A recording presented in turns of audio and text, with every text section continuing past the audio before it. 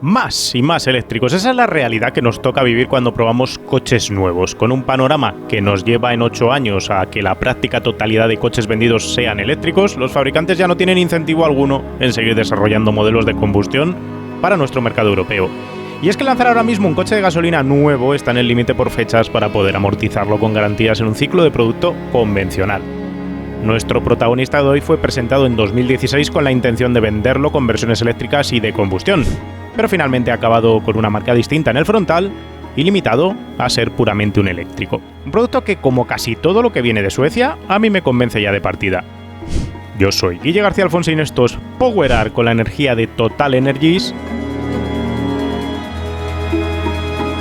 Y esta es la prueba del Polestar 2 en su versión de un solo motor delantero y batería grande, o lo que es lo mismo, 231 caballos de potencia y 75 kWh de batería netos. Como os decía, este coche nació de un proyecto para Volvo. Este coche iba a ser un Volvo. Volvo presentó hace 6 años dos concept cars, el 40.1, que anticipaba literalmente lo que iba a ser el XC40, y el 40.2, que era este coche, que en realidad iba a convertirse en el Volvo S40. Ambos coches tenían que ocupar el espacio del V40 y del C30. El V40 estaba montado sobre la plataforma del Ford Focus y a Geely le interesaba cambiar cuanto antes para dejar de pagar royalties a la propia Ford. Además, en un mercado aspiracional cada vez más dirigido hacia los SUVs, reorientar la oferta compacta de la firma tenía especial sentido. Así las cosas, lo que buscaba con el XC40 Volvo era hacer mella en esa parte del segmento de los SUVs pequeños que cada vez crecía más. Sabéis que poco a poco los compradores de coches compactos se habían ido moviendo de comprar aspiracionalmente coches tipo coupé como el C30 para pasar a mirar con mejores ojos coches tipo crossover, SUV o como le queráis llamar. Así que el XC40 iba a ocupar el espacio que estaba ocupando en el mercado el C30 hasta que desapareció. ¿Qué ocurría con el 40.2? El 40.2 nacía para sustituir indirectamente al V40. El V40 era un tradicional compacto de 5 puertas e iba a buscar recuperar ese concepto que os decía hace un momento del S40, la berlina de 3 volúmenes derivada de un compacto que no era otra cosa que una especie de Focus con tercer volumen adicional. Un coche que comercialmente en su momento no había funcionado, pero que estéticamente estaba muy relacionado con lo que estaba anticipando el concept que luego iba a prefigurar este coche. El S40 molaba en su día, era una berlina compacta, también creada sobre la base del Focus, que podías comprar en versión de 5 cilindros, por cierto, y que tenía la misma identidad estética de un S60. Comercialmente no funcionó mal, pero tampoco bien. Pero viendo la reinterpretación del 40.2 conceptual, a mí se me iluminó la cara pensando en lo que podía llegar a ser. Ambos concepts, además, utilizaban una nueva plataforma modular compacta desarrollada íntegramente por Volvo en Suecia, que se iba a aprovechar para crear escala con modelos chinos. Concretamente, Geely, que es la dueña de Volvo, iba a utilizar esa plataforma y la está utilizando en modelos de la propia Geely, en modelos de Lynk & Co, la marca que ahora mismo lo que está haciendo es colocar coches de renting y leasing en España y en el resto de países europeos. Y por último, iba a poder aprovechar Volvo esa plataforma para utilizarla en modelos de su propia firma. De esta manera podía alcanzar ese volumen que de otra manera no hubiera podido permitirle amortizar, crear esos coches por debajo de la línea del S60 a un precio comercialmente factible. El XC40 llegó con ella en 2017, hace 5 años ya, pero el esperado S40 no llegaba. A mí me daba rabia, pero se estaba cociendo algo raro por detrás. Pero de pronto en Geely se dieron cuenta de que había una oportunidad en el mercado que no estaban explorando. Había una oportunidad para, en esta transición que estamos viviendo hacia los coches eléctricos, crear una marca nueva desde cero, sacando más partido, más rendimiento económico, más rentabilidad a esos productos que estaba diseñando. Y en ese momento parecía una idea un poco tergiversada, pero la realidad es que ha acabado plasmándose en una nueva marca que es Polestar. Es un movimiento sensato que inició en su momento Abarth a las manos de Luca de Meo, o incluso Mini un poquito antes, si me apuráis, justo cuando arrancaba este siglo. Resumiendo rápido, Mini, por ejemplo, nacía como propia marca separada para diferenciarse de Rover, porque podía crear así su identidad corporativa propia y generar más rentabilidad con ello, quitarse la mala fama de la fiabilidad y separar los concesionarios de Mini lejos de los de Rover, quitando de esta manera la percepción asentada sobre cualquier modelo de Rover e incrementando la rentabilidad. Tras este gesto de BMW con Mini, de Meo creó Abarth en Fiat. La idea era la misma, coger un producto ya de por sí caro el Fiat 500 y crear una versión aspiracional pasional de corazón por la que la gente estuviese dispuesta a pagar más dinero y desvincularla de la percepción y connotación negativa de un logotipo Fiat, en cuanto a fiabilidad sobre todo. Abarth fue un éxito sin paliativos, una máquina de generar rentabilidad que, de haberse quedado de meo en Fiat, se habría expandido en la forma de modelos propios como un coupé o un sub. De meo se fue de SEAT y percibió el mismo riesgo y oportunidad. Podía crearse una marca separada dentro de SEAT Sociedad Anónima con una narrativa moderna con la que pedir más dinero y quitar descuentos al producto. Una compra pasional para millennials más adecuada al inminente futuro eléctrico, sin la pesada carga y legado de SEAT al uso de un coche barato. Funcionó y funciona, de hecho, con Cupra. Pero Cupra fue un hijo más para De Meo que se fue a Renault en ese momento y va a copiar esa misma estrategia con Alpine, que recibirá un sub eléctrico, un utilitario eléctrico y un coupé eléctrico para tratar de copiar la misma estrategia que una y otra vez le ha salido también a nivel de rentabilidad. Si uno lo piensa profundamente, no es que fuese BMW con Mini la que inventase esta separación de una marca de la marca matriz. De hecho, si miráis hacia atrás, pues podéis ver a Ford creando derivados de Ford bajo el nombre Lincoln y cambiándole el logotipo y pidiendo más dinero por ello, posicionando la marca en otro estrato del mercado. O por ejemplo, el caso de Audi es todavía más llamativo. Audi empezó siendo una compañía que prácticamente había desaparecido, fabricando básicamente Volkswagen Passat, crea su propio logotipo, se lo planta a esos Passat y se va separando poco a poco de Volkswagen para convertirse en una marca premium, una marca aspiracional por la que la gente paga más que por un Volkswagen tradicional. Más o menos es lo que se busca con este tipo de spin-offs que se están haciendo tanto de Cupra respecto a SEAT como de Polestar respecto a Volvo. Pues bien, todo este argumentario lo tomó Geely para sí. Abrazó su submarca Polestar, que no era otra cosa que el nombre del equipo de carreras oficial que hacía correr los Volvo en los campeonatos de turismo, y tras haberla empleado como división de productos prestacionales, decidió independizarla y crear sus propios productos. El primer paso para esa creación de Polestar tuvo lugar con el Polestar 1. El Polestar 1 en realidad era el Volvo Concept Coupé, que no era otra cosa que el anticipo de lo que iba a ser el C70. El Concept Coupé se presentó en 2013, nos dejó a todos babeando, me parecía un coche precioso, proporciones muy bonitas, era un derivado coupé del S60 de Volvo. En aquel momento se nos enseñó como un anticipo de un coche que probablemente Volvo fabricaría para 2016, pero en todo ese cambio que tuvo Geely dentro de la dirección de Volvo, tomaron la determinación de que no iban a crear ese Concept Coupé como un C70, decidieron que iba a ser otro tipo de producto, así que lo modificaron la estructura, la plataforma, crearon ese coche híbrido enchufable con base de estructura de fibra de carbono y crearon el primer Polestar, el Polestar 1, que se separaba ya ahí y marcaba la tendencia de lo que tenían que ser los Polestar venideros. Con el éxito del Polestar 1, la firma tenía que buscar su primer producto generalista. Aquí entra en escena Thomas Ingenlath. El diseñador había recalado en Volvo en 2012 y había sido la mente creativa tras los 40.1 y 40.2. A Ingenlath se le coloca como CEO de Polestar y se le dice que puede hacer algo más con el 40.2. En lugar de crear un Volvo S40, lo propone como el primer Polestar de gran serie, un coche eléctrico con el que pelearse con cualquier otra berlina del segmento D eléctrica que haya en el mercado e incluso con alguna del segmento C, si es que alguien la sacaba, claro.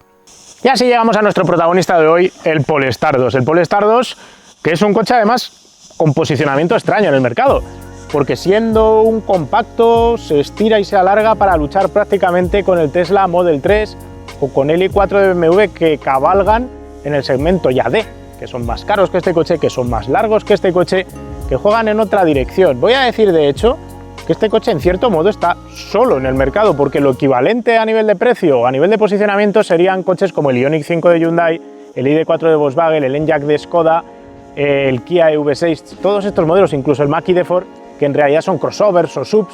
No hay nada en este posicionamiento que tenga que ver con una berlina más que este aparato por el momento. Por cotas diré que cumple justito, 4,6 metros de largo, 1,86 de ancho, 1,48 de alto. Esto lo hace un palmo más corto que un i4 de BMW y medio palmo más corto que un Model 3 de Tesla. Y eso lo va a pagar también en cotas interiores, como veremos luego, aunque no de manera tan marcada como el espacio que ocupa luego en la carretera por fuera. Pero es que en Polestar han sabido ser claros con ello, situando el precio también un pasito por debajo de los dos competidores que te he nombrado. Y es que este coche cuesta 10.000 euros menos que el Tesla y todavía queda más abajo respecto al i4 de BMW a igualdad de equipamiento.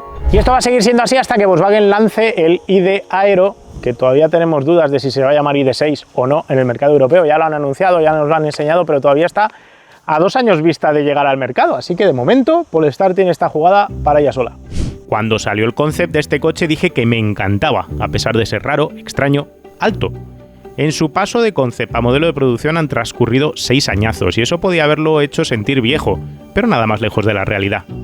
En términos generales se juega con la idea de un bloque sólido esculpido con 2 volúmenes y medio, caída del pilar C en formato fastback para habilitar un portón y cierto grado de altura extra tanto respecto al suelo como en los pasos de rueda.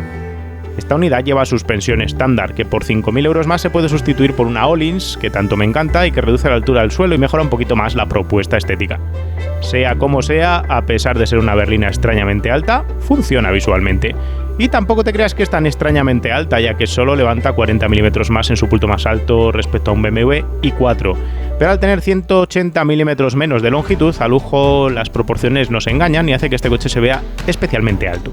En la parte frontal tenemos la herencia Volvo. Este diseño nació para ser un Volvo y, como en el caso del Polestar 1, tenemos la calandra de un Volvo. Cegada en esta ocasión, eso sí.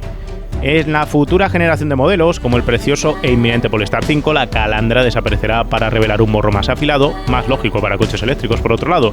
A los lados de la citada calandra se encuentran grupos ópticos LED que también heredan la firma lumínica del martillo de Thor de Volvo.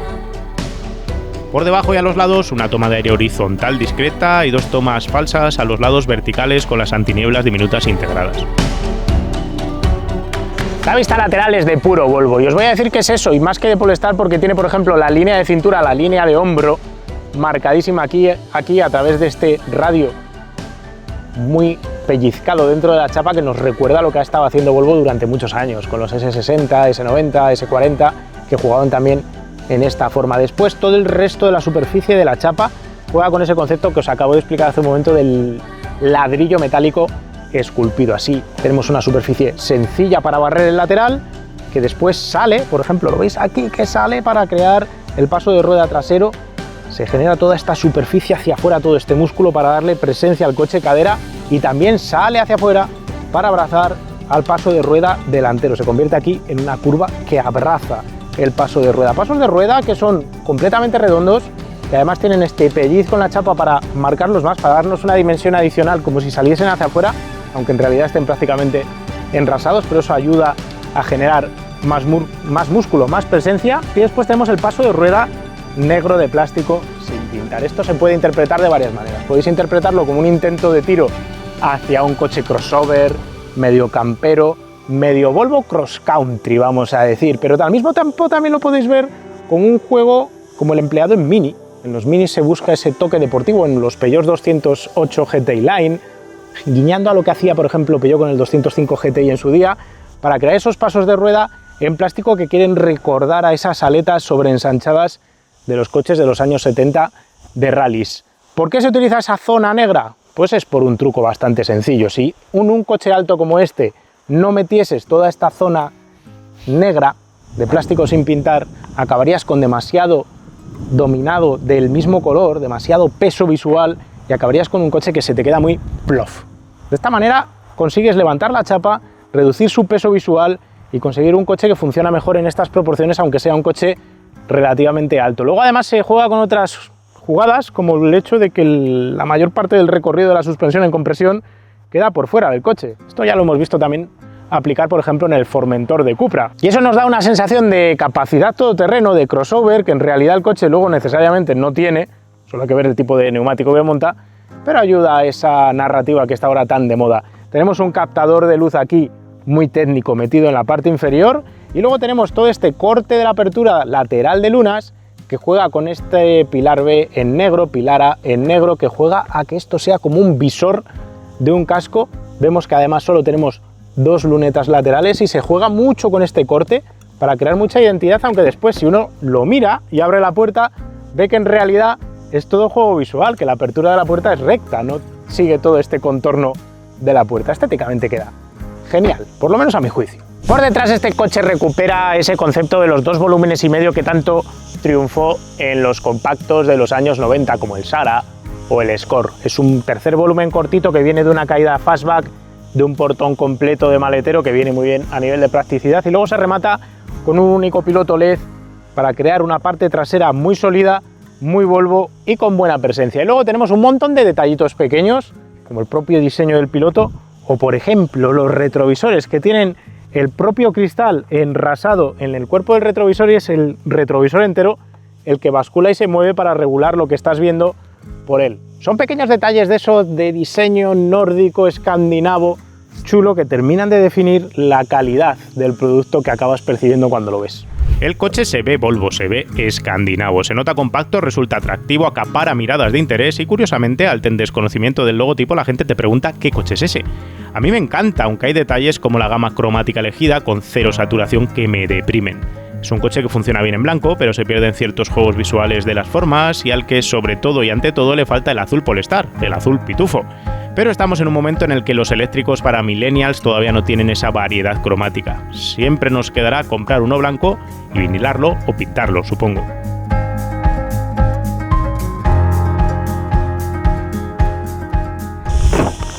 Por dentro el coche tiene mucho recuerdo al XC40. De hecho, la estructura del salpicadero, la estructura de los asientos son las mismas. Tenemos una posición de conducción de berlina, con unas piernas estiradas, me recuerdan eso al S60, un buen diseño de volante perfectamente redondo, buena visibilidad hacia adelante. La única cosa rara es que estando bajo respecto al propio suelo del coche, respecto al techo, y estando con las piernas estiradas, ves que está sobrelevado respecto al asfalto, porque es un coche con un punto H, un punto de cadera elevado respecto al suelo, cuando uno lo compara pues con un S60 o un i4 de BMW, por poneros dos ejemplos concretos.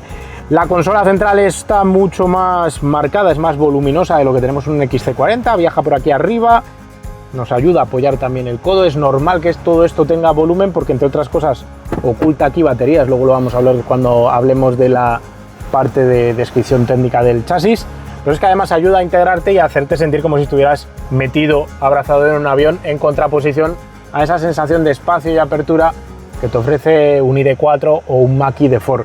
Así que ahí tienes que decidir tú si estás pensando en qué coche te compras, si prefieres ese espacio más Ioniq 5 Lounge, abierto, espacioso, o esa integración y ir más cerradito como en un caza de combate. A mí me gusta más este diseño cerradito que las cosas muy abiertas, pero es una cuestión completamente personal. A nivel de ergonomía y de montar elementos, tenemos un pantallote central en posición vertical que recuerda muchísimo a un iPad literalmente, y esta tablet lleva el sistema operativo Android Auto, del que ahora os vamos a hablar, que supone un paso tremendo hacia adelante para la integración de todos los sistemas que vamos a utilizar. Ergonomía, hablando de ergonomía, tenemos mando físico para el volumen, que además se puede pulsar para parar y poner mute o quitarlo, aunque el tacto es un poco extraño porque no termina de ser un botón tradicional. El climatizador desgraciadamente es táctil, tenemos que tirar de él aquí, aunque realmente se alcanza fácil, pero siempre ha sido mejor y siempre lo será. Una ruleta, tienes funciones como el desempañador de lunas a las que no puedes acceder pulsando directamente. Con todo diré que al final la sensación de espacio no es la de un i4, no es la de un Tesla Model 3, son coches que parecen más grandes por dentro porque realmente lo son. Y eso al final puede condicionarte un poco la compra, pero tampoco creo que nadie de talla europea tradicional vaya a tener problemas para encontrarse a gusto en estas plazas delanteras. Polestar habla de un interior vegano y con plásticos reciclados en gran parte. La realidad es que no nos ha terminado de convencer del todo. Por un lado, el diseño me encanta a pesar de la cagada de ergonomía que supone el climatizador táctil, pero todo lo demás me gusta. El problema es que la sensación de los materiales no es uniformemente positiva. Plásticos como los de la parte superior de las puertas o el salpicadero quedan marcados con un simple roce de tus nudillos, tus codos o tus rodillas, como ya nos ocurrirá con el ID3 de Volkswagen. El plástico que rodea la consola central entre los asientos resulta duro y tampoco brilla por un buen ajuste. Tiene ciertas rebabas y ciertas desalineaciones que visualmente le restan puntos. El tejido de los asientos es caluroso y no tiene el agradable abrazo que te dejan unos buenos asientos de Volvo de toda la vida. Entiendo yo que todo será por hacer un interior más eco-friendly, a la sueca, que nos dice aquí Volvo, con esto de que si es vegano deja de serlo, pero hay un margen tremendo de mejora cuando uno compara la calidad percibida interior cuando toca los materiales y los acabados con respecto a un Volvo S60, por ejemplo. Y ahora hablemos del sistema de infoentretenimiento. Llevamos muchísimo tiempo esperando que esta integración de Google, de Android, tuviese lugar. Ahora por fin la hemos podido probar, la vamos a ver también en el Megane eléctrico de Renault, y la conclusión clara antes de entrar en pequeños detalles es que funciona muy bien. Lo único que vemos es que todavía falta recorrido para que se hagan más aplicaciones específicas para este sistema operativo y le podamos sacar todavía más partido. Para empezar, tienes la usabilidad, la facilidad de encontrar las cosas de un buen móvil, con la misma velocidad de respuesta que hasta ahora no encontrábamos en el grueso de coches de la competencia que probamos aquí. Para seguir, tienes un montón de aplicaciones integradas para las que ya no necesitas emparejar el móvil. Tienes, por ejemplo, el Google Maps integrado con tus datos de Google, así que sabe dónde querías ir porque lo buscaste antes y te hace pensar acerca de tu privacidad. Además, Google Maps, integrado aquí en un coche eléctrico, nos sirve muy bien para predecir la autonomía eléctrica que vamos a tener en un viaje de ida y vuelta, aunque no está del todo actualizado en cuanto a puntos de carga. Por ejemplo, el sistema nos sabe que ya puedes cargar este coche en ciertos cargadores de Tesla que ya están abiertos. Y hay otros nuevos cargadores instalados hace un par de meses que no aparecen directamente en el mapa. Lo positivo es que, como es un sistema basado en datos de Google, sabes que más pronto que tarde va a haber actualizaciones frecuentes y rápidas que van a meterte todos estos puntos de carga. Puedes integrarlo además también con YouTube Music, por ejemplo, o cualquier otra aplicación de música en el streaming, sincronizando todo con el resto de tus dispositivos, y puedes instalar aplicaciones como en tu móvil. De momento la verdad es que hay pocas disponibles, pero como este es el sistema operativo que vamos a ver en un montón de modelos de Renault, Nissan o las marcas de Stellantis, es de esperar que vayamos viendo pronto una plaga de aplicaciones como hemos visto en los móviles en la última década. Curioso, la aplicación de Google Podcast, por ejemplo, todavía no está desarrollada para integrarla directamente en el coche. Luego tienes el cuadro de instrumentos que replica el mapa del Google Maps y lleva la velocidad y la carga a los extremos, aunque se puede elegir una manera alternativa de mostrar los datos donde desaparece el mapa y queda todo más limpio. Vigilar consumos acumulados en el ordenador de a bordo no es lo más intuitivo del mundo. Te acabas haciendo a ello, sobre todo si vienes de un modelo de Volvo, porque es de la misma manera. El sistema de asistencia de órdenes vocales es el mejor que hayamos probado en un coche nunca, porque no deja de ser Google, pero he de decir que no todas las instrucciones que le hemos intentado dar han funcionado. Por ejemplo, descarchar o desempañar lunas no lo entiende, pero sí es capaz de llevarnos a comer un taco. Increíble. Está Burrito Botanero a 53 kilómetros. ¿Qué hemos aprendido? Ir hasta ahí? Que podemos comer burritos. Podemos comer burritos, pero no podemos desempañar las lunas. De acuerdo. A Burrito Botanero a 53 kilómetros. Tremenda publicidad se ha llevado. El equipo de audio, por cierto, es muy bueno. Las plazas traseras me han resultado sorprendentemente positivas. Voy a decir sorprendentemente porque no las esperaba tan amplias. Para empezar, yo esperaba que este coche, por utilizar una plataforma compacta, fuese más estrecho claramente que un i4 de BMW o que un Model 3 de Tesla, pero la realidad es que metro en mano, la altura libre a los hombros, solo se diferencia en 15 milímetros con cualquiera de esos dos rivales. Así que no tienes un problema de estrecheces, aunque como siempre son coches de dos plazas y la de en medio pues queda bastante ridícula para montar un adulto, especialmente si montas sillas Isofix a los lados. Luego tiene una ventaja respecto a estos dos modelos eléctricos que os he nombrado, y es que los pies van más bajos respecto a la cadera y estás con los muslos que los puedes apoyar realmente en lo que es el asiento. Eso lo vais a ver ahora en la descripción técnica, porque por el propio diseño de unas bandejas que están aquí integradas como en el Taycan, se permite bajar más los pies porque no tienes baterías debajo de los pies de los pasajeros traseros, que siempre es un punto a tu favor. Tienes salidas orientables de ventilación, tienes asientos calefactados traseros, dos tomas USB-C. Las calidades de las puertas de los materiales son idénticas a la parte delantera, es un agradable reposabrazos, y luego tienes un aspecto un poco discutible. Viene muy bien que el techo sea de cristal porque mete mucha iluminación, pero ahora, por ejemplo, que está pegando el sol de pleno, yo echo de menos aquí una cortinilla, y es que aunque tenga filtro UVA y esté tintado y poco más o menos vaya cubriendo, pues falta esa cortinilla que, por cierto, es un opcional de pago aparte que puedes instalar en el coche y asunto arreglado. Pero es una cosa que si os vais a comprar un Polestar 2, yo directamente os recomiendo comprarla sí o sí para tenerla. Un detalle también interesante, tenemos la estrella polar, el logotipo de Polestar, colocado ahí brillando con luz propia, proyectada sobre el propio cristal, que aquí desde las plazas traseras, cuando conduces por la noche para tus peques, pues es muy llamativo. Así puedes ir viendo esa estrella polar ahí hacia adelante. Son pequeños detalles de esos de diseñador sueco que acaban volando. Me he dejado dos detalles por agregar más que son importantes. Tenemos 2 centímetros más de altura libre de la banqueta al techo respecto a un BMW, respecto a un Model 3 de Tesla, perdón, y 40 milímetros más respecto al i4 de BMW, que paga caro el formato fastback de la trasera. Así que adultos hasta 1,85 podrán caber aquí en posición aceptable. Además, como os digo, la posición es bastante natural y ergonómica, a diferencia de lo que hemos encontrado en muchos otros eléctricos que son más propicios para usar en las plazas traseras por niños pequeños. Hay salidas de aireación orientables, tomas USB y asientos calefactados aquí atrás. Este coche tiene dos maleteros, tiene uno de 405 litros aquí atrás y uno pequeñito del que os voy a hablar después adelante, que solo sirve para los cables. La cuestión es, 405 litros, ¿está bien o está mal? Para una familia de 4 para irte de vacaciones, pues es justito pero aceptable. Vamos a decir que es un poquito más que un compacto tradicional, pero obviamente es más pequeño que lo que te encuentras, pues por ejemplo, en un... Tengo aquí la chuleta. El BEM Model 3 de Tesla tiene 425 litros atrás, el i4 de BMW son 470. ¿Por qué paga el tema del espacio trasero? Bueno, para empezar, tenemos el suelo muy cerca de la parte superior de la tapa del maletero, así que tenemos poca altura. Lo bueno es que tenemos mucha plataforma de carga, así que podemos extender nuestros objetos, que eso siempre es una ventaja cuando ganas el volumen en plataforma de carga más que en altura, pero luego si tienes que meter cosas altas, pues pecas ahí, sobre todo si luego comparas este coche con coches con formato sub. Por ejemplo, el ID4 de Volkswagen tiene 543 litros, son 140 litros más, ahí claramente tiene una ventaja respecto a este coche. El hecho de tener además la plataforma de carga tan alta viene bien para manipular y mover cosas aquí adentro, pero viene mal si tienes que coger algo pesado y subirlo hasta aquí arriba porque tienes más distancia. Para mí resulta suficiente, pero tenéis que preguntaros vosotros si vais a meter objetos muy voluminosos donde tal vez en un sub os cunda más. Luego tienes el maletero delantero, que es complicado de abrir porque al final se abre como un capó motor tradicional y no es que sea muy grande, pero te sirve para guardar los cables y que no vayan tirados al lado de lo que lleves en el maletero, que siempre resulta útil.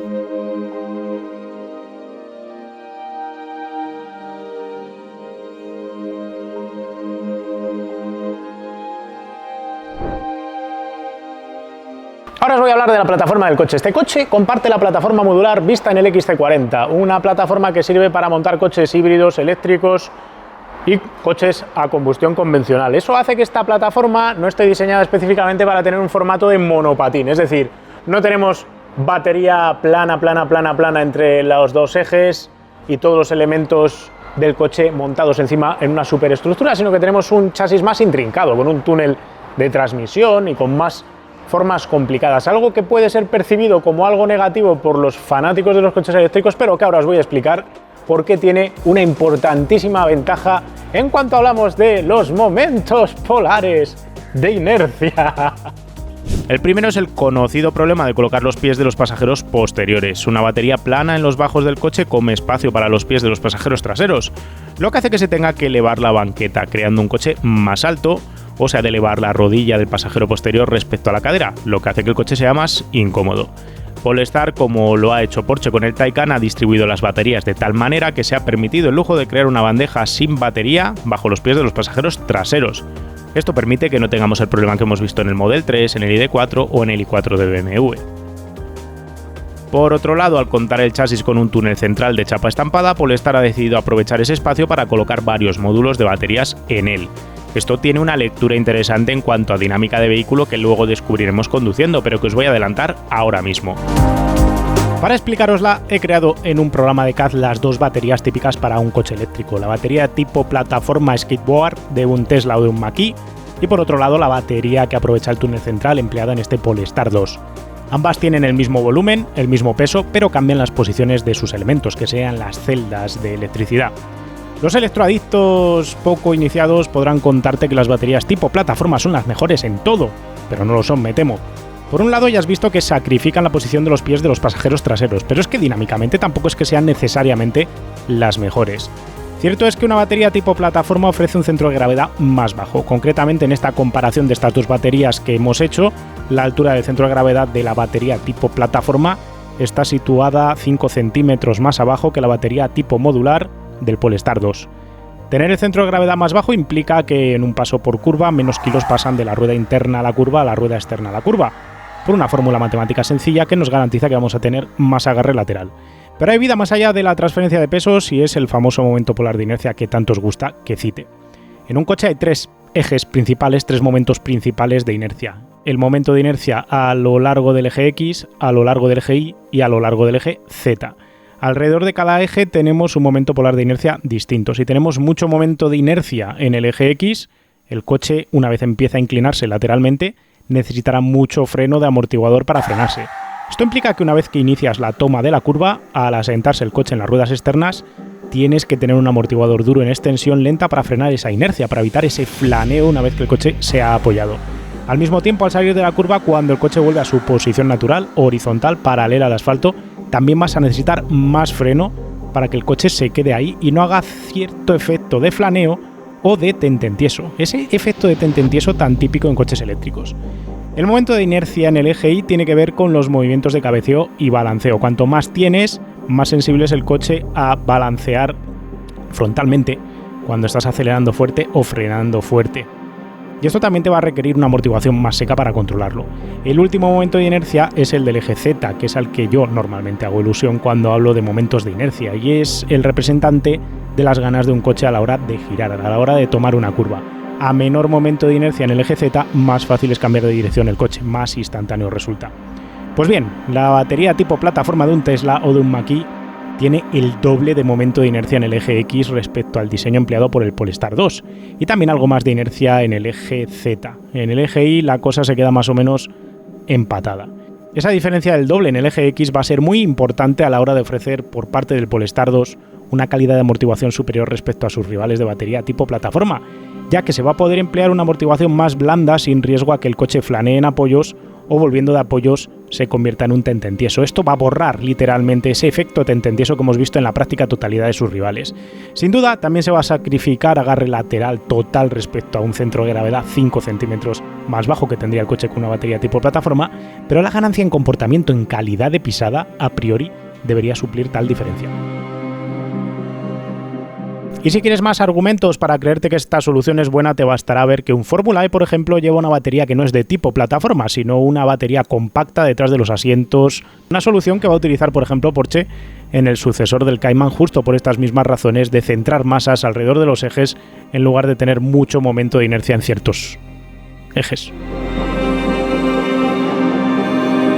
Así que ahora ya entendéis por qué es importante, o no siempre es importante, colocar las baterías en una plancha inferior, y puede tener su interés concentrarlas e incluso levantarlas un poquito. De hecho, todo esto que os he contado, el momento polar de inercia, es lo que va a llevar a Porsche a hacer al sucesor del Cayman, que va a ser un coche eléctrico que ha sido anticipado por el Mission R, con un bloque de baterías que va detrás de los pasajeros y no debajo de ellos. Y es algo que ya hemos visto también, como lo acabáis de ver en la Fórmula E. Así que olvidaos de lo que os cuente un narrador de un blog de electrónica de consumo. No siempre es mejor colocar todas las baterías abajo. A veces viene bien colocarlas en otra posición. La batería tiene 324 celdas tipo bolsita prismática, proporcionadas indistintamente por CATL o por LG Chem. Polestar no ha explicado la química concreta de sus celdas, más allá de saber que son NCM, níquel, cadmio, manganeso, y que para el año que viene cambiará la química por una mejorada. Las 324 celdas se agrupan en grupos de 12 para crear 27 módulos en forma de contenedores que se distribuyen por el espacio disponible. Estos módulos reciben refrigeración a través de contacto con unas placas externas a los mismos, por las que pasan líquido de refrigeración, y luego se rodean por una carcasa y una plancha inferior y extrusiones laterales de aluminio. Por arriba está tapado este módulo de batería por una plancha de acero. La batería funciona a 400 voltios nominales. La batería de esta unidad que nos han dejado, que se concentra ahí, como lo habéis visto antes, es de 78 kWh brutos, de los cuales aprovechan 75 netos, y puede enviar su potencia a 1 o 2 motores. Si es la versión de 2 motores, que no es el caso, un motor en el eje delantero y otro en el trasero, pero esta es un tracción delantera, que es el más eficiente. Entonces tiene un único motor eléctrico delantero, vais a ver muy poco porque está aquí carenado con esta plancha de plástico, pero por ahí ves el palier en el eje delantero. Este motor tiene 231 caballos y 330 Nm de par. Solo tiene una relación de velocidad, una reductora, y esa reductora no conocemos su relación de transmisión, así que no sabemos el par efectivo que llega a las huellas de los neumáticos. Rondará 10:1 más o menos, pero la realidad es que en las notas de prensa de Polestar en ningún sitio aparece cuál es la relación de reducción. Y ahora os voy a hablar de las suspensiones. Como en el caso del Volvo XC40, tenemos un sistema de suspensión delantera McPherson convencional, donde la mangueta es de fundición de aluminio forjado, de hecho, es una pieza forjada, y el brazo inferior es de chapa de acero estampada soldada. Tenemos un elemento por encima y otro aquí soldado para reforzarlo. Bastante convencional en esto el coche. ¿Dónde cambia? Cambia en el amortiguador que está ahí encima de esta columna McPherson. Puedes pedir que se monte un amortiguador Öhlins con válvula DFV, esa válvula de 3 vías que os contamos en el V60 Polestar, que yo creía que era lo más maravilloso que podía montar este coche, pero la realidad es que el amortiguador de serie que tenéis por ahí arriba ya lleva una válvula activa de selección de frecuencia, así que este coche sabe diferenciar por una válvula mecánica si estás pasando baches o está inclinando la carrocería en curva o cabeceando. Gracias a esa válvula activa permite tener un coche que es duro, está frenado en cabeceo y en balanceo y al mismo tiempo es capaz de tragarse baches. Una solución que ya vimos, por ejemplo, en los Koni FSD montados en los Abarth 500, por citaros un solo ejemplo, y que aquí ha aplicado Polestar. Y a veces nos olvidamos de la calidad de los amortiguadores en muchos coches de serie. Damos por hecho que un amortiguador convencional pues es convencional y ya, y este amortiguador, luego lo vais a ver cuando estemos conduciendo, realmente marca la diferencia. En el tren trasero que tenemos un sistema multibrazo, al menos no tenemos un puente torsional. Tenemos una mangueta de aluminio forjada también, lo podéis ver ahí. Y luego tenemos una serie de brazos de control, todos de chapa de acero estampada, pequeños elementos de chapa de acero estampado, uno que controla el movimiento longitudinal, otro transversal por aquí. Y de nuevo, muelle y amortiguador separado en este caso, con el amortiguador también con válvula de frecuencia selectiva colocado por fuera para tener más recorrido sobre el que funcionar. Frenos bastante convencionales, una pinza de un único pistón en el puente trasero con disco sólido. ¿Lo estáis viendo por ahí? ¿Sólido es? A ver. Ah, no, es ventilado. Me estaba llamando a mí la atención de que fuese sólido. Y por delante tenemos una pinza también de un único pistón, bien gordo, de aluminio en este caso.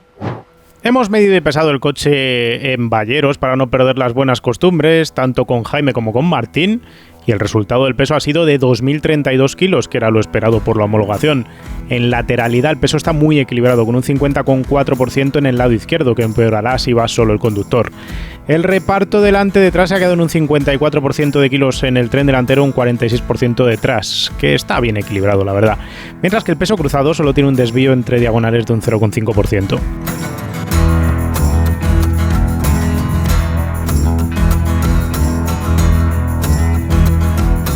Y ahora hablando de geometrías, el tren delantero lleva una discreta caída de 1,15 grados, aunque la rueda delantera derecha estaba fuera de cota. Hay poco avance, con solo 5,25 grados, lo que nos habla de un paso por curva rápida y fuerte, donde vamos a acabar caminando por el lomo del neumático, especialmente con un neumático de perfil bastante generoso, como es el caso. Y luego, como ya sucediera con el V60 Polestar, nos hemos encontrado con un coche que iba abierto de dirección, algo que es contrario a lo que debería de tener de fábrica, o por lo menos lo que esperábamos que tuviese este coche de fábrica. Este pequeño aspecto va a acabar influenciando las sensaciones que te voy a contar, porque el coche va abierto más de 1,5 milímetros en divergencia. Así que estamos ante un coche que se va a beneficiar de una mejora clara en la entrada a curva, pero que me da a mí la sensación que no va a ser el setup que vas a encontrarte si te lo compras de concesionario nuevo. En el tren trasero va cortito de caída, con 1 grado en la rueda derecha y 0,70 en la izquierda, y una rueda abierta y la otra cerrada. Sinceramente no sé quién probaría antes que nosotros este coche, o vino mal ajustado de fábrica, o este coche ha visto bordillos y otras cosas. El coche pesa mucho, 2 toneladas para esta versión de motor simple y batería grande. El extra de peso viene dado por dos aspectos: las superestructuras de chapa de acero estampada, y Volvo y Polestar, en este caso, han buscado la máxima rigidez torsional y a la flexión posible, incrementando con ello la cantidad de material empleado, pero mejorando la calidad de la pisada, la sonoridad y la seguridad. Como buen eléctrico, este coche es rápido acelerando. 231 caballos para 1000 kilos dan una relación peso-potencia de 8,65 kilos por caballo, que ronda el mínimo exigible que os solemos recomendar para viajar con seguridad y reserva de aceleración. Pero es que gracias a la entrega de par, las aceleraciones a baja velocidad son especialmente buenas. Hemos medido un 60-100 en 3 segundos y medio, un 80-120 en 4,5. Curiosamente hemos visto una enorme variabilidad en las cifras de prestaciones, eso sí, entre las lanzadas. El peor 60-100, el peor 80-120 han costado medio segundo más que las cifras mejores que os acabo de nombrar.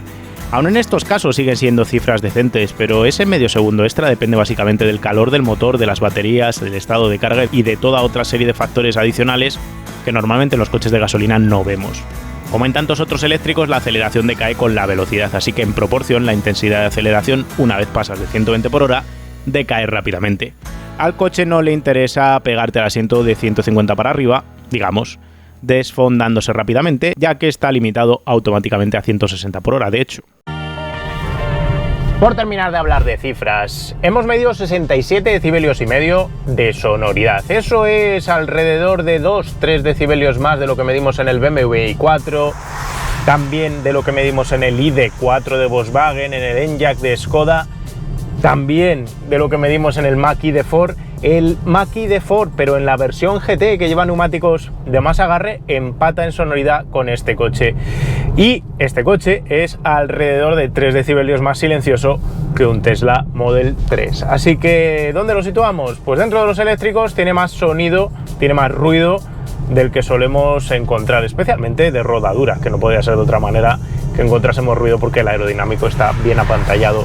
El tema de la rodadura es que probablemente con otro tipo de neumáticos menos adherentes que suele montar la competencia de este coche, probablemente veríamos una mejora en sonoridad, y justo por eso el Mach-E de Ford, que lleva unos neumáticos también en su versión GT más adherentes, pues también se alinea en esta sonoridad de este aparato. Pero sin poder probar este coche con otra monta de neumáticos no podemos afirmarlo al 100%, y al final, a mí, si me preguntáis, siempre prefiero neumáticos que agarren más antes de que hagan un poquito menos de ruido, porque al final es un tema de seguridad, de agarre, de adherencia en frenadas y de paso por curva.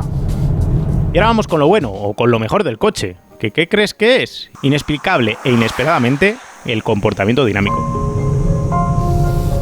Cuando hablamos con Polestar para cerrar la prueba de este coche, nos pusieron sobre la mesa probar la versión prestacional, el Performance, que lleva los Öhlins de válvula selectiva de 3 vías que probamos en el Volvo V60 Polestar, que tanto nos gustaron, o probar una versión más orientada hacia la eficiencia, el coche más normal que compraría la gente a la hora de comprar un Polestar 2. Así que decidimos optar por esa opción porque me parece más representativa por el momento. Siempre habrá momento y tiempo para probar la versión más prestacional, pero al mismo tiempo me daba rabia porque me quedaba sin probar los famosos Öhlins, y de por hecho que justo por esa misma razón perderíamos algo de la parte del comportamiento dinámico. Me esperaba que encontrase un coche con un talado puramente Volvo, más confortable que dinámico, pero ha sido un error tremendo por mi parte de apreciación anticipada. Este coche no tiene nada que ver con un Volvo tradicional en cuanto a puesta a punto de confort. Es un coche que tiene un comportamiento dinámico y una puesta a punto alineada justo con el dinamismo, con unos amortiguadores excelsos, y eso que son los de serie, no los Öhlins esperados y anticipados. ¿Por qué ocurre esto? Pues por dos cosas que se combinan al mismo tiempo. Por un lado, lo que os he comentado de los momentos de inercia por el diseño de la forma de la batería, que hacen que este coche no tenga esa sensación de tententioso que hemos encontrado en prácticamente todos los eléctricos que hemos probado en los últimos meses y años. Tampoco tiene los flaneos del tren trasero por tener también momento polar de inercia en vista lateral, y al mismo tiempo la calidad de las válvulas de los amortiguadores es sublime. El hecho de tener esa válvula de alivio que les permite tragarse baches rápidos al mismo tiempo que tener muy frenada la carrocería en cabeceo y en balanceo hacen que la pisada sea maravillosa, y nos hace reencontrarnos una vez más con una de las apreciaciones que a mí no me dejan de sorprender, y es que vemos una y otra vez a los fabricantes, a los probadores, a las valoraciones de los coches eléctricos en particular y coches en general, pasar de largo de la calidad de la amortiguación. Y la calidad de la amortiguación cambia un coche, hace que un coche sea mejor, claramente y objetivamente. Y no hablamos de eso, nos podemos hablar solo de autonomías, de pantallitas y historias de estas. Hay que darle valor a lo que notas cuando vas conduciendo, porque al final es lo que te ofrece y va a tratar el cuerpo, va a hacer que te frustres en las curvas o va a hacer que vayas cómodo y confortable al mismo tiempo que tengas controlado el coche en cualquier situación, que es justo lo que le pasa a este Polestar 2 con esa amortiguación y ese momento de inercia que tiene en todos los planos. Centras las masas gracias a la peculiar disposición de la batería hace que el coche balancee de manera mucho más progresiva, lineal y sin inercias que sus rivales. A esto se suma una amortiguación dura en extensión que frena la carrocería perfectísimamente durante el proceso de frenado, en su transferencia de pesos hacia adelante y en su proceso de inclinación cuando pasas kilos de dentro hacia fuera de la curva.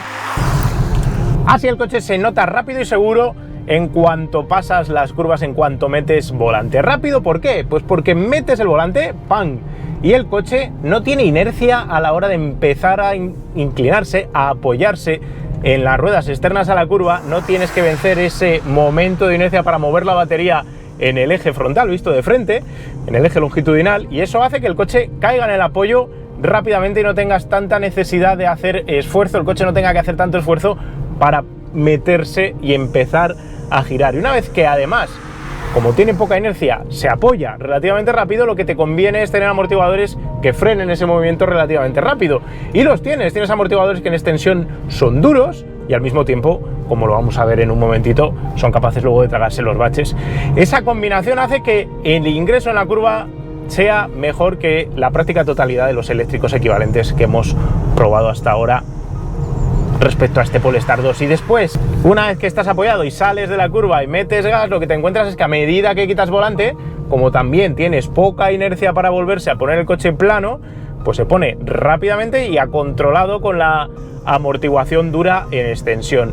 Quitas esa sensación de tententieso porque no metes inercia para que el coche empiece a desinclinarse, vamos a decir, a alcanzar esa posición horizontal, y al no tener esa sensación de tententieso y tener frenada la amortiguación, mejoras con creces todo lo que te acabas encontrando en toda la competencia en cuanto a paso por curva, tanto en entrada como en salida.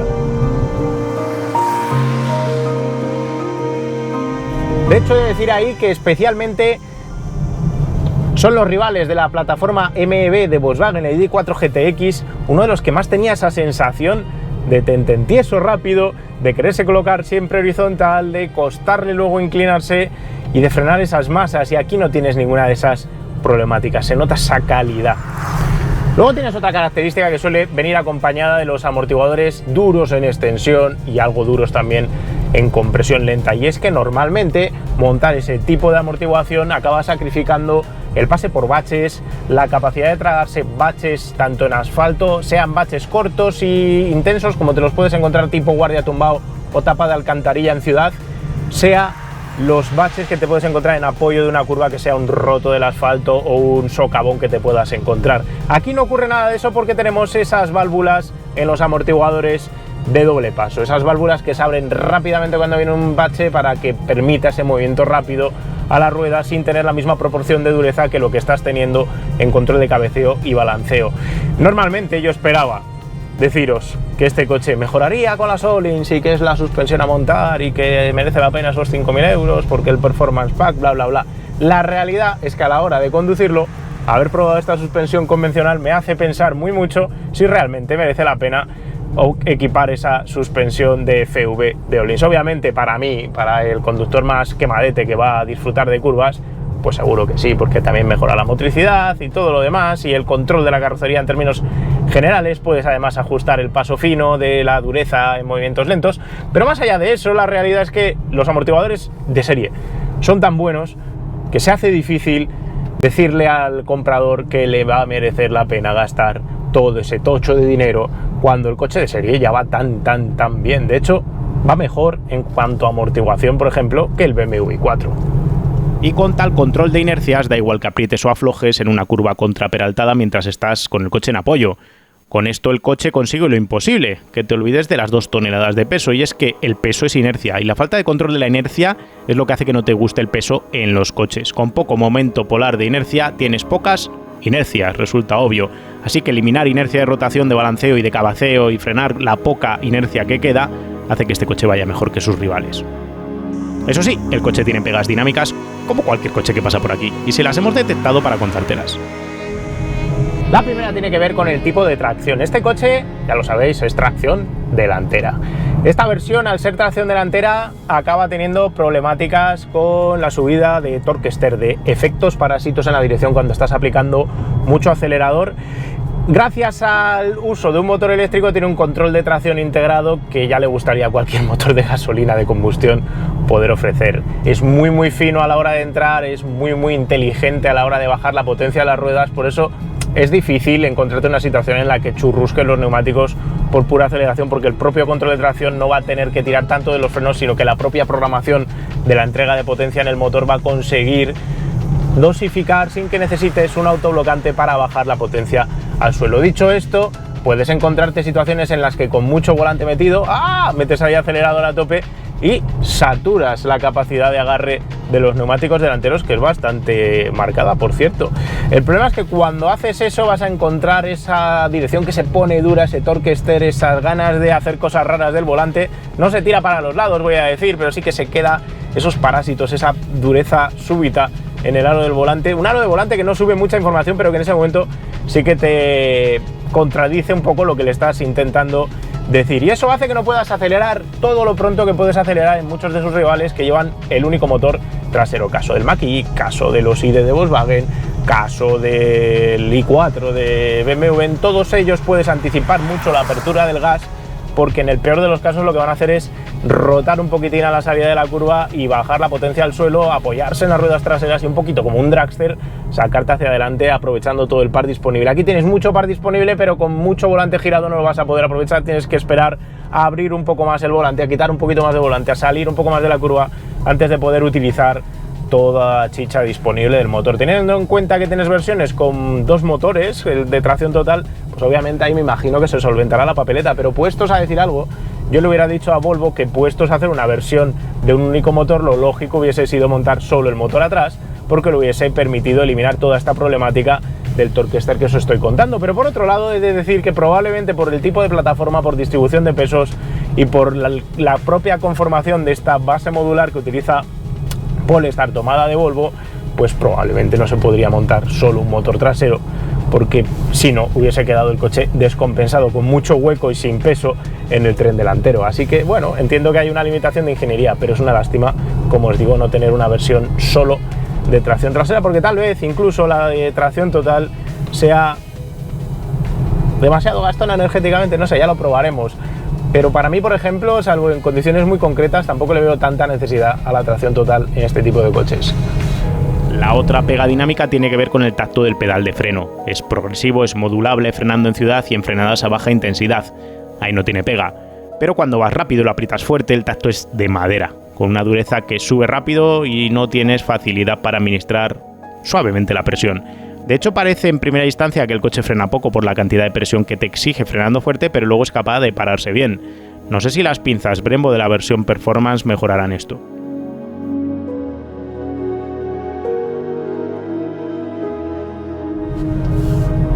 Así que el resumen rápido de la dinámica del coche es que es un coche muy bueno, con pequeños aspectos mejorables. Os voy a decir que no es un coche deportivo, y hay que diferenciar un coche muy bueno y muy competente en la parte dinámica del chasis con un coche que sea deportivo. No es deportivo este coche porque no es ágil, no es un coche que tú puedas entrar en los frenos descolgando la trasera, girando ya para intentar encarar la curva de lado, como hacíamos con el i20N, que es delantera, pero se puede hacer eso.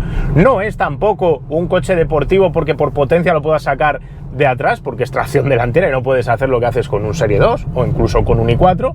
Y además, en pleno apoyo, una vez que tienes apoyado el coche, si descargas el acelerador para intentar ajustar la trasera en pleno apoyo, como haríamos pues con un i20 o con un Fiesta ST o un Puma ST o lo que queráis, pues aquí no lo puedes hacer tampoco porque el coche va sobre raíles, tiene una puesta a punto segurola, voy a decir.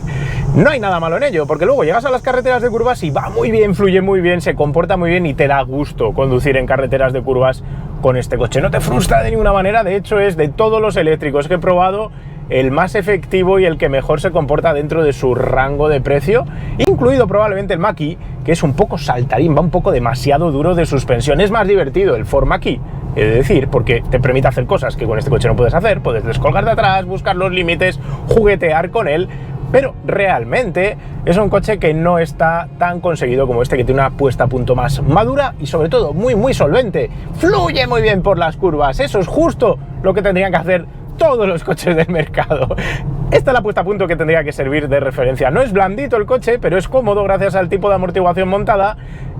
Lo hace todo bien, ahí no hay ningún tipo de pega más allá de las que os he comentado, que son de término general, y realmente ahí tiene mucho que enseñar Polestar a la competencia, cosa que me ha llamado la atención porque no considero yo a Volvo, quitando el caso del V60 Polestar, que fuese una marca que tuviese siempre una demostración de puestas a punto por encima de la media, pero en este caso lo han conseguido y nos hace pensar muy bien sobre los coches que están por llegar dentro de la propia marca. Hay una cosa que me enerva en todo esto y es que nos hinchamos a ver a tecnoflautas probando coches eléctricos en pruebas donde solo parece importar la autonomía, la eficiencia, las prestaciones y nos olvidamos del chasis, de la sonoridad, de la puesta a punto. La película para el Polestar 2 pintaría mal si no tuviese esa genialidad de chasis y me preocupa que no se le dé importancia a la genialidad del chasis. Esto es un coche para conducirlo y he querido recalcarla justo por esto, porque importa tanto como la autonomía, seguro. Para hacer la prueba de consumo lo que hemos hecho esta vez es volver a Benavente. Como habíamos ido con el BMW i4 y hemos ido con otros coches y sabemos bien la referencia, es llano y podemos ir a 120 por hora clavados, pues decidimos volver al supercargador Tesla para poder comparar peras con peras y manzanas con manzanas. Y como no me quería ir solo para no aburrirme y además teníamos una misión especial que ya os contaremos para hacer en León, cerca de Benavente, pues nos llevamos a Martín Balleros también para que él descubriese las bondades de las chispas, los electrones, para que se salga un poco del tema de la combustión. Para replicar las condiciones del viaje del BMW i4, por tener comparación, hemos vuelto a hacer lo que hacemos con todos los eléctricos. Viajar primero a la velocidad máxima de la vía. Con el programador del coche a 123 por hora, que son 120 por hora de GPS, hemos cubierto 300 kilómetros del trayecto con una media de 20,4 kWh de consumo. Es una cifra buena si la comparamos con los 24 que nos gastó el ID4 GTX, los 23 del Mach-E de Ford, los 23 del Enyaq, los 27 que gastó el Ioniq 5 de Hyundai, pero no es una cifra tan genial como los 17 que gastamos con el i4 de BMW o con el Model 3 de Tesla. Así las cosas, a 123 de crucero, en llano y con una climatología bastante benigna, el Polestar 2 puede cubrir hasta 375 kilómetros si fundes toda la batería. Guardándote el 10% final estarías rondando los 340 kilómetros de autonomía, que ya está bien. Si incrementas el ritmo y pasas al natural de la vía sin jugarte los puntos, como ya hiciésemos en su momento con el BMW i4, la cosa se dispara rápidamente y se nos va el consumo a 26,4 kWh a los 100, que son 6 más de los que nos gastó al mismo ritmo el BMW. A este ritmo de 26,4 te quedarías sin batería en 280 kilómetros aproximadamente, y esto es justo lo que nos alertó el coche, que tras solo 85 kilómetros a este ritmo ya lanzó la búsqueda de paradas de recarga intermedias para llegar de Benavente a Madrid en esta vuelta. Moraleja de toda esta experiencia que os he contado, pues es fácil deducirla. Puedes hacer los 300 kilómetros que a mí me parecen la condición mínima para un coche eléctrico solvente, familiar, para utilizarlo día a día, si vas a la velocidad máxima de la vía o más o menos cerca de ella. Si te gusta ir con el pie más pesado, más rollo autobahn, si te gusta ir al ritmo natural que suele ir el grueso de la mayoría de los turismos por las carreteras españolas, en ese caso le falta o eficiencia o un poquito más de batería o una combinación de ambas. Este coche con 80 kWh de batería y tal vez 2 kWh menos de consumo cada 100 kilómetros solventaría perfectísimamente la papeleta, pero es que estaríamos directamente ante lo que ofrece un i4 de BMW o un Tesla Model 3. Esas mejoras de eficiencia tienen que llegar si Polestar quiere ser seria en ese planteamiento para poder ir vivo. Pero bueno, si vosotros vais a respetar juiciosamente, exactamente los límites de velocidad de la vía, vais a ir a esos 120 marcados de programador de velocidad, 123 para que sean 120 de GPS, entonces este coche nos va a dar guerra y va a poder cumplir esos 300 kilómetros y más de autonomía, como habéis podido ver ahora mismo. Luego está el tema del tiempo de recarga. La potencia máxima de este coche a la hora de recargar es de 155 kilovatios. A ese ritmo es capaz de cargar el 20% inicial de la batería. De ahí baja a 125 kilovatios de potencia de carga hasta alcanzar el 40%. Hace otro escalón y baja la potencia a 100 kilovatios hasta alcanzar el 55 de carga más o menos. En ese momento hay otro escalón ya fijo donde se queda a 50 kilovatios de potencia de carga hasta alcanzar el 80% de carga de la batería. Y ahí vuelve a bajar otra vez, se queda en 25 kilovatios de potencia prácticamente hasta el final de carga, cuando se aproxima a unos 12 kilovatios de potencia de carga. Son muchos escalones, lo sé, es un poco lío, pero la realidad es que esto va a marcar grandes diferencias en función de la distancia de viaje que quieras recorrer.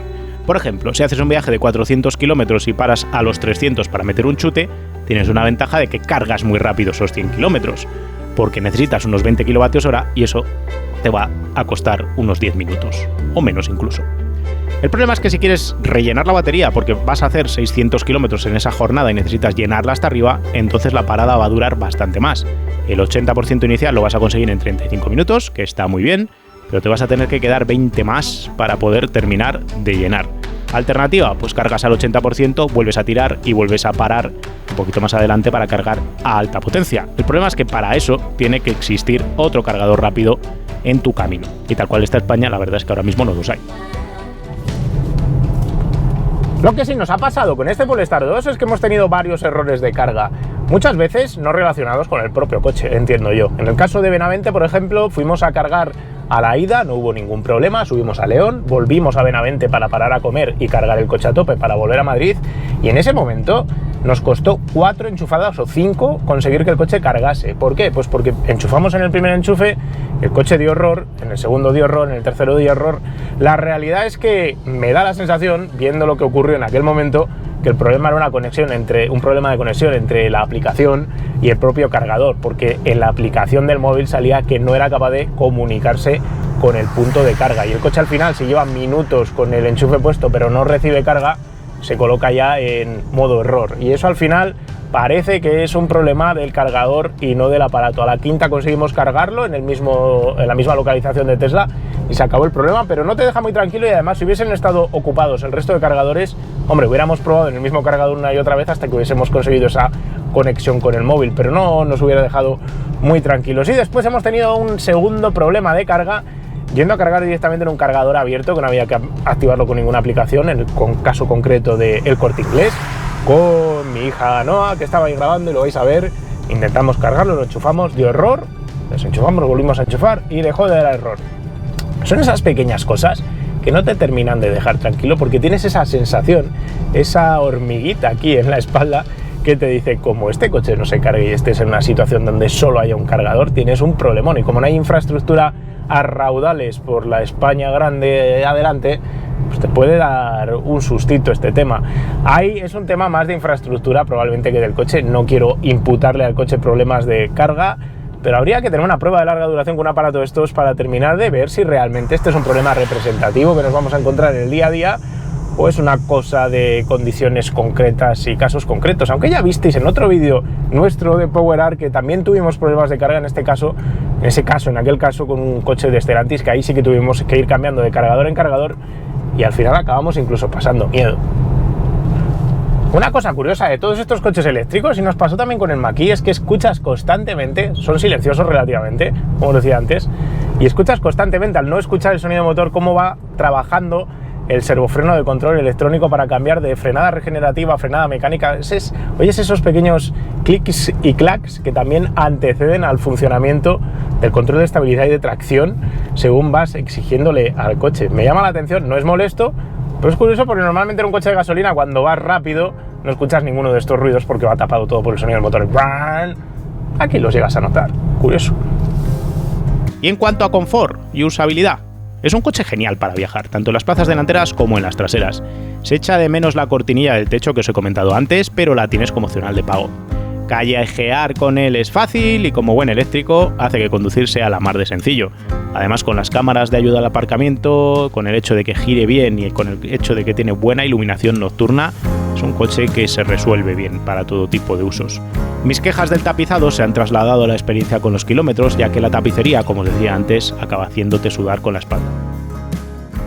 El primer Polestar 2 de gran serie ha resultado todo un éxito sobre todo respecto a lo que yo esperaba del coche. Vamos a jugarlo como coche, no como herramienta de transporte de humanos solamente basada en tecnología eléctrica. Parece que nos volvemos tontos hablando solo de autonomías, eficiencias y todo lo demás, y hay que valorar también la parte de chasis del coche. Al final es lo que va a llevarte de un sitio a otro, ¿no? Es lo que os decía ahora mientras estaba conduciendo. Bueno, si nos centramos en eso, este coche va mejor que cualquiera de la competencia a nivel dinámico. Es un coche que es más cómodo, es más confortable, va mejor en curva, va mejor cuando se inclina de lado, va mejor cuando se inclina de frente, no flota de atrás. Tiene la mejor puesta a punto que he encontrado yo hasta ahora de todos los eléctricos que he probado, luchando tal vez con el i4 de BMW. El i4 de BMW ofrece cosas que no puede ofrecer este coche, como la salida de atrás, como una pisada un poquito más deportiva, pero tiene esas flotaciones del tren trasero y un compromiso más complicado entre confort y dinamismo. De la misma manera que el Mach-E me gusta más que este coche a nivel dinámico porque es más divertido, pero no por ello es mejor, porque es menos confortable y está más comprometido. Así que en eso Polestar no solo lo ha abordado, sino que se ha diferenciado de todo lo que había hasta ahora en el mercado. Y eso a pesar de que es una unidad que no tiene montada ese pack performance de los frenos Brembo y los amortiguadores Öhlins, que ahora ya tenemos ganas de probar por ver realmente si esto todavía se puede mejorar más en el recetario. ¿Dónde no brilla tanto? En la eficiencia, y no porque sea mala. Igual por igual, sus equivalentes de segmento y de precio gastan más que este coche.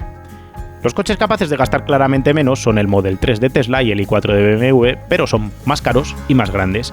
Haría bien Polestar en invertir en mejorar esta eficiencia de este coche en lugar de volverse loca buscando versiones de altas prestaciones. Y es que si este coche fuese capaz de gastar como el i4 de BMW, las cosas cambiarían claramente, sobre todo si es capaz de hacer mejores medias de consumo a alta velocidad. El coche tal cual lo veis cuesta 49.150 euros y ahora lo que vamos a hacer es colocarlo respecto a su competencia para ver dónde está a nivel de precio igualando equipamientos. El Ioniq 5 equivalente de Hyundai cuesta 50.000 euros a igualdad de equipamiento, pero peca por eficiencia y autonomía.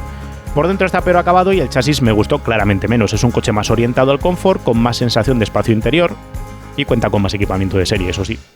Un ID4 de Volkswagen equivalente igualando equipamiento cuesta lo mismo que el Polestar y también se queda corto en autonomía, corto en eficiencia, como lo quieras ver. No tiene tampoco la misma plantada de chasis, aunque claramente ofrece más maletero y más sensaciones de espacio por dentro, aunque no más sensación de calidad. El Enyaq de Skoda comparte puntos fuertes y pegas del ID4. Y nos quedaría para hablar del Mach-E de Ford. Si igualamos equipamiento y tomamos el Mach-E de 76 kWh de batería, es más barato que cualquiera de los modelos que os he citado. Además es el más potente con 270 caballos en esta versión de acceso y tiene el comportamiento más picante, más deportivo. A mí el Mach-E de hecho es el que más me gusta y más gracia me hace, pero diré que el Polestar es mejor coche, va mejor, se planta mejor, tiene más eficiencia. De hecho el Mach-E para igualarle autonomías te tienes que ir ya a la versión de 99 kWh de tamaño de batería y eso ya te va a costar más dinero y aquí empiezas a perder la pelea con el Polestar 2, que me parece un coche más recomendable, redondo, bien hecho en general. Por último nos quedaría hablar del BMW del Tesla. A igualdad de equipamiento el i4 cuesta 16.000 euros más que el Polestar, así que no me parece un rival directo, mientras que el Model 3 de Tesla puede igualarse al precio del Polestar igualando equipamientos, pero sería comprando una versión de 60 kWh, que se me antoja insuficiente. Si saltas ya a la versión de batería de 75 kWh, que es la equivalente al Polestar, el Tesla ya cuesta 6.000 euros más. Es más ruidoso, es menos cómodo, tiene peor comportamiento de chasis, aunque le gana en autonomía y en eficiencia al modelo sueco. Esta no es la foto típica que nos encontramos cuando comparamos coches de otras categorías. Por ejemplo, cuando hacemos el mega comparativo B-Sub vemos que todos los coches están más o menos cerca en precio, espacio, comportamiento y todo lo demás. Aquí no, hay bastante diáspora, cada coche es de su padre y de su madre, bastante diferenciación todavía entre los eléctricos y entre todos ellos, si me preguntas con cuál me quedo o cuál os recomiendo comprar, yo sigo en mis 13, os voy a decir que la compra ideal para el conductor, sobre todo a los que nos pesa el pie derecho, es el i4 de BMW por delante de este aparato. Pero cuando metes en consideración el precio, si no te alcanza el presupuesto para irte en el i4 o quieres ahorrar algo de dinero, aunque te alcance el presupuesto, el Polestar 2 sería la segunda opción preferente. Incluso por delante, como os digo, del Mach-E, por más que el Mach-E me haga ese tilín especial, esa gracia especial del coche con talado deportivo. Ahora lo que vamos a ver es si en Wallapop aparece algún Polestar a la venta de segunda mano, por mera curiosidad. Momento Wallapop, momento de buscar un Polestar en nuestro patrocinador que nos enseña los precios reales de los coches en los concesionarios. Polestar no aparece todavía como marca y eso nos va a complicar un poco la vida, y además tenéis que pensar que estos coches se acaban vendiendo prácticamente por internet, así que es más complicado hacerse con uno. Vamos a buscar aquí Polestar en general y no vamos a encontrar ni uno solo. Empieza a haber entregas de estos coches allá por el mes de octubre, noviembre, si pedís uno. Así que más pronto que tarde acabará habiendo unidades.